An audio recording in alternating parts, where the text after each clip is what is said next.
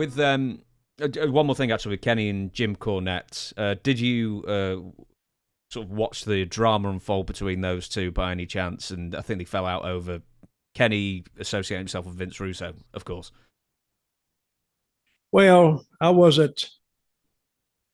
knew it had happened. And the deal with Cornette and Russo goes back a long way. It goes back at least 30 years when they were both working in the WWF under Vince, and they didn't get along. They didn't get along then, and they don't get along now. And when we had them in TNA,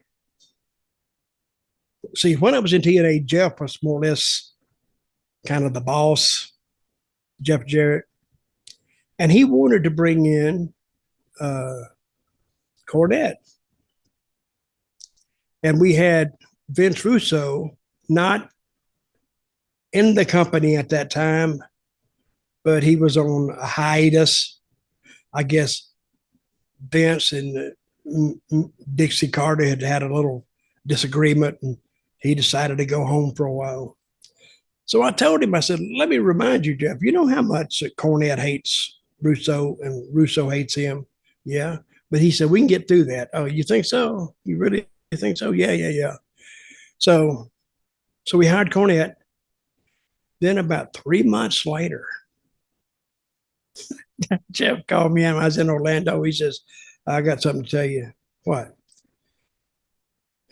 Dixie's bringing back Vince. I says, well, he said, do you want to tell Jimmy? I went, well, no, I don't want to tell Jimmy. Why don't you tell Jimmy? Well, I got a lot of things to do. So he said, he gave it to me. So I went to Cornette that day. I said, Jimmy, I got something I need to tell you. What? I says, Vince Russo's coming back. He just looked at me. He says, well, I quit. I'll finish up. This will be my last time to Orlando. I went, oh, don't do that. I'm not trying to talk about, because Jimmy was very good at what he did. He could produce a match. He was very, very good. Or he wouldn't have gotten as far as he has in the wrestling business, not knowing how to do that. So then I went to Jeff. I said, all right, listen, I told him, he said he quit. You handle it. So then he went and he got Jimmy, and I guess they soothed it over, at least for a while. But my job from then going forward was like to keep them, like I was supposed to keep Vince on this end of the building, and whatever Jimmy was doing, he was going to be on that side of the building. That actually worked pretty good for about 3 months. And then finally one day I saw them talking in the middle of the intersection, like, where the buildings intersect. And they didn't look like they were trying to kill each other. So I thought, aha, progress has been made.